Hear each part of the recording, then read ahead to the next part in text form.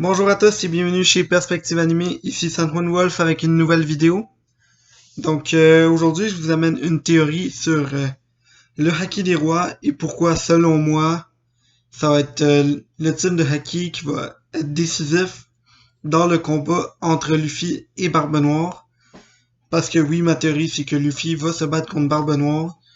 Je sais que beaucoup vont être déçus parce qu'ils voulaient que ce soit Frankie qui se bat contre Barbe Noire, mais surtout avec tous les indices qu'Oda a laissés par rapport à ce combat-là. Mais ça va être Luffy qui va être impliqué dans ce combat-là. Donc, avant de commencer la théorie en soi, j'aimerais vous faire un peu de spam, une petite publicité en fait, pour l'application Picomit. Donc, c'est quoi Picomit? C'est une application française qui va dans le fond, c'est un peu comme une communauté des gens qui regardent pas juste One Piece, mais des animes en général, ou juste des passions en général, comme il y a des passions de jeux vidéo, il y a des... Mais celle qui m'intéresse moi, en tant que théoriseur de One Piece, c'est évidemment la passion One Piece, mais c'est quoi que le monde va faire là-dedans? Dans le fond, tu peux discuter avec la communauté, tu peux publier des photos, tu peux regarder des photos que d'autres gens publient. Par exemple, par rapport à des fanarts, par rapport à du monde qui font des sondages, donc de donc quel personnage gagne entre lui ou juste pour savoir les préférences entre un personnage ou un autre. Et il y a aussi des événements, il y a des tournois qui s'organisent. Et la raison pour laquelle je fais cette petite publicité, c'est parce que je vous invite à ceux qui n'ont pas encore Picomid et même ceux qui ont déjà Picomid mais qui sont pas au courant à aller regarder le tournoi que j'organise en ce moment, qui est un tournoi en fait ça serait un peu comme du roleplay. Donc, dans le fond, je vous donne un personnage de One Piece. Alors, il faut qu'il soit canon. Donc, on va pas commencer à parler de Douglas Bullet ou des trucs comme ça, mais des personnages qui apparaissent dans le manga et qui sont donc exclus de l'anime.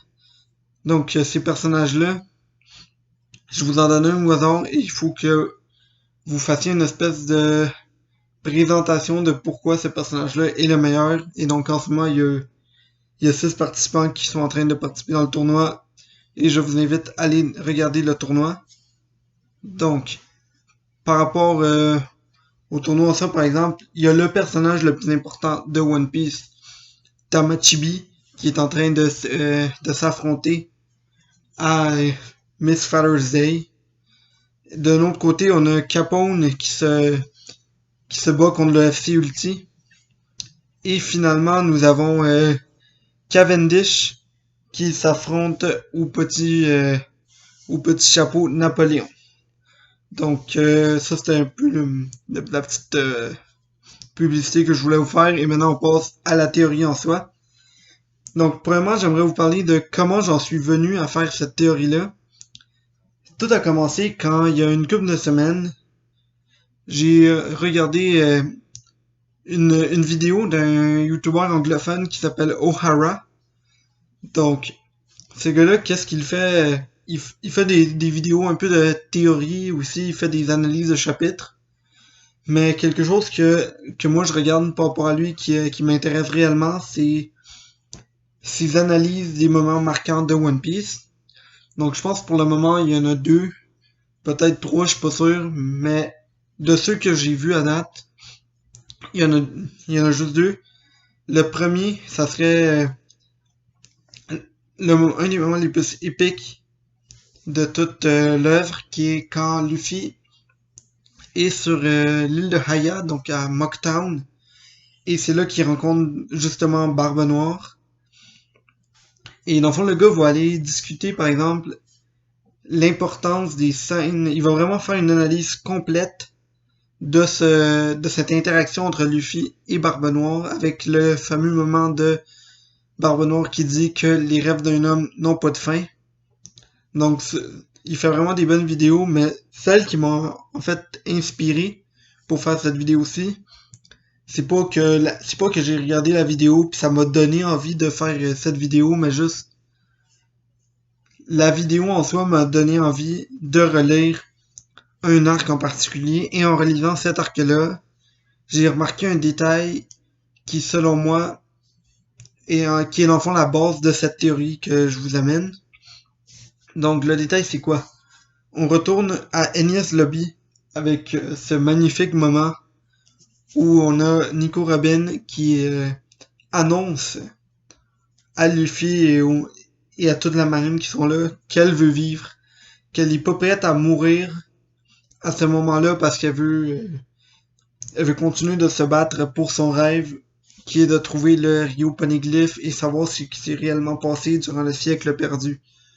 On a aussi cette scène avec Luffy et tous les Straw Hats là debout sur le bord donc de la tour de la justice. En fait, ils sont de l'autre bord donc du pont qui les amènerait à la tour de la justice.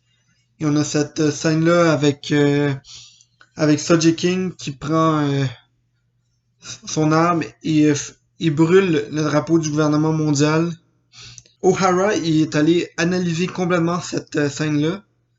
Et moi, en écoutant son vidéo, j'ai remarqué à quel point cet arc-là d'Enies Lobby était vraiment intéressant. Donc j'ai décidé pourquoi pas le relire.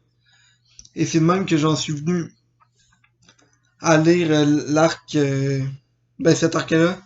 Et je suis tombé sur une scène qui est un peu particulière, qui est dans le fond, il y a Kaku et Khalifa qui sont en train de parler des fruits du démon. Et ils mentionnent comment les fruits du démon, comment ça marche un fruit du démon. Et comment ils expliquent ça, ça serait que quand on mange un fruit du démon, il y a un démon qui rentre en dedans de toi. Et ce démon-là t'autorise à utiliser ses pouvoirs pour te rendre une super personne. Donc, un animal pour un Zoan, des habiletés particulières pour un Paramecia, et pour les Logia, c'est tout simplement l'habileté de contrôler un élément de la nature.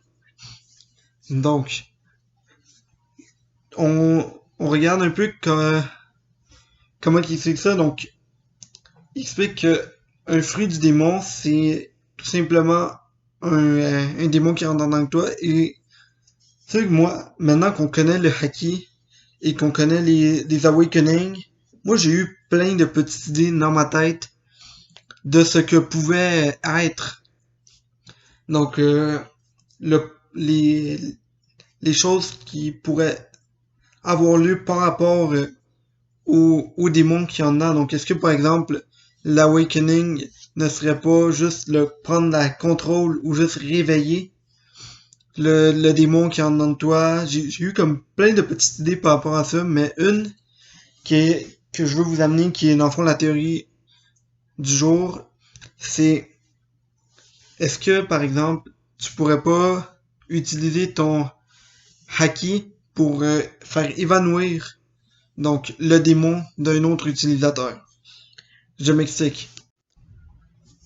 Donc on retourne au tout début du manga avec la scène de Luffy qui se fait kidnapper par Higuma, donc le petit bandit des montagnes avec la fameuse prime de 8 millions.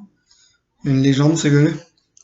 Et on a Shanks qui est là puis qui le sauve et qui en perd son bras, puis le monstre marin qui lui arrache le bras est sur le point d'attaquer Luffy et Shanks, mais Shanks, d'un simple regard, réussit à faire détourner donc ce monstre marin. Donc on a aussi une deuxième scène très importante, c'est quand Shanks embarque sur le bateau de Barbe Blanche, il est capable de faire évanouir donc beaucoup de membres de sa flotte, à l'exception justement des membres importants de l'équipage de Barbe Blanche, que c'est dans le fond Barbe Blanche lui-même et Marco. Je pense qu'il y en a pense que Josu aussi était là, mais je suis pas sûr. Mais dans le fond, il y a plein de petits moments où on voit donc l'utilisation du haki des rois.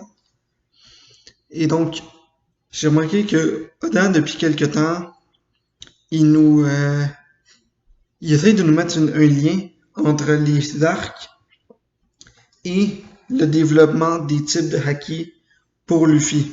Donc, si on revient à Whole Cake, il y a dans le combat de Luffy et Katakuri, les, Luffy apprend le haki de l'observation avancée, qui est le Future Sight, donc l'habilité de voir le futur. Dans l'arc de Wano, donc lui qu'on est en ce moment, lorsque Luffy est enfermé à Udon, grand-père Hyu, donc Hyogoro, le chef Yakuza, lui apprend comment utiliser son haki de l'armement avancé, c'est-à-dire le Ryu. Donc si on y va logiquement, le prochain arc, qui selon moi va être Elbaf, va être l'arc où Luffy va apprendre donc les techniques de haki des rois avancés. Parce que selon moi, de ce qu'on a vu à date du haki des rois, oui, c'est une technique extrêmement forte, mais on ne va pas utiliser son haki des rois contre un ennemi qui a une réelle importance dans l'histoire. Donc, que ce soit Barbe Noire, Big Mom, Kaido, des gens importants de la marine, pour le moment, c'est pas quelque chose qui est envisageable. Donc, pourquoi est-ce que entraîner son haki des rois serait utile pour dans son combat final contre Barbe Noire? Il faudrait que le haki des rois ait un power-up extrêmement grand. Parce qu'à date, il ne sert qu'à éliminer certains pirates qui n'ont pas d'importance. Donc ça amène à ma théorie qui est tu utilises ton haki des rois pour faire évanouir le démon de ton ennemi. Donc, là, je vais juste m'imaginer un peu comment va se dérouler ce combat-là entre Luffy et Barbe Noire. Donc, ça c'est vraiment un déroulement approximatif du combat. Luffy et Barbe Noire vont combattre. Lui avec son Gura Gura no Mi et Luffy avec sa Gomu Gomu. Donc, les deux vont faire à peu près jeu égal, avec Luffy qui va avoir un léger avantage dans le combat. Et donc, on va tous penser, ah, Luffy va être capable de battre Barbe Noire. Mais à ce moment-là, il va être capable d'annuler le pouvoir de Luffy avec son fruit de la noirceur. Et là, on va se demander qu'est-ce que Luffy peut faire s'il n'a plus ses pouvoirs élastiques. Parce que, on s'entend, Luffy sans son élasticité, sans son caoutchouc, il n'est vraiment pas aussi fort. Donc, c'est là que je vois déjà la fin d'un chapitre qui est Luffy avec Barbe Noire qui le prend peut-être par le cou ou il le soutient d'une façon. Et Luffy n'est plus capable de s'étirer. Et nous, on va penser, ah non, qu'est-ce que Luffy peut faire? Et à ce moment-là, il va utiliser son haki des rois pour être capable de faire knockout, donc faire évanouir le démon en dedans de Barbe Noire, qui serait le démon du fruit de la noirceur. Mais ça serait une technique qui va être utilisée momentanément, donc je dirais tout au plus une dizaine de minutes. Ça va pas être quelque chose que Luffy va juste knockout ton affaire, il va être knockout pendant 10 jours. Non, ça va être quelque chose de très simple et très rapide. Et donc, pour cette raison-là, Luffy va donc revenir à jeu égal contre Barbe Noire et va être capable de le battre. Maintenant, il y a beaucoup de gens qui vont me dire, mais pourquoi ça serait pas Shanks? Donc, si Shanks est celui qui entraîne Luffy pour qu'il utilise son haki des rois avancé, pourquoi celui-ci serait pas capable de battre lui-même Barbe Noire, ça serait beaucoup plus simple. Lui serait déjà un expert dans cette technique-là de Haki des rois avancés. Pourquoi est-ce qu'il laisserait Luffy se battre? Eh bien, je pense que c'est une technique que quand tu es en train de l'utiliser, tu perds, tu perds beaucoup d'énergie. Donc, Luffy, déjà là, il a, un- son corps a une plus grande résistance au coup que Shanks, tout simplement par le fait d'avoir un fruit du démon qui peut encaisser plus de coups. Donc, même si les deux sont capables d'évanouir un fruit du démon, Shanks, après ça, il finit quand même par devoir battre Barbe Noire avec son deuxième fruit du démon. Et là, ça va poser problème parce que je pense que ce qui rend Shanks aussi fort, c'est que vu qu'il peut knock out des fruits du démon,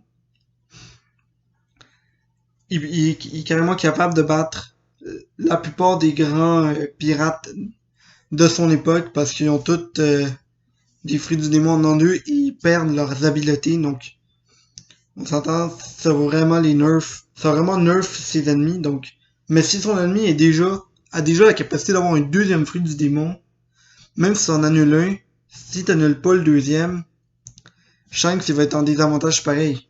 Maintenant, Luffy, lui, il serait pas juste capable de faire évanouir un fruit du démon de son ennemi. Il va lui-même être capable de combattre après ça avec son fruit du démon là, contre celui-ci. Donc ça va lui donner un certain avantage par rapport à Shanks. Et donc je pense que à Elbaf, Shanks va l'entraîner pour qu'il puisse utiliser cette technique-là dans son combat contre Barbe Noire. Et Shanks va lui-même participer dans le prochain combat de Luffy qui va être contre le gouvernement mondial. Donc on va pouvoir voir un Shanks à son meilleur contre le gouvernement mondial et un Luffy qui va se battre avec son équipage tout seul. Donc juste les Mugiwara contre Barbe Noire. Alors que le combat final, lui, va impliquer beaucoup plus de monde. Donc ça, c'était à peu près ma théorie par rapport à comment le Haki des rois peut être utilisé pour se battre contre Barbe Noire. Donc ici Sam Wolf. Bonne journée tout le monde.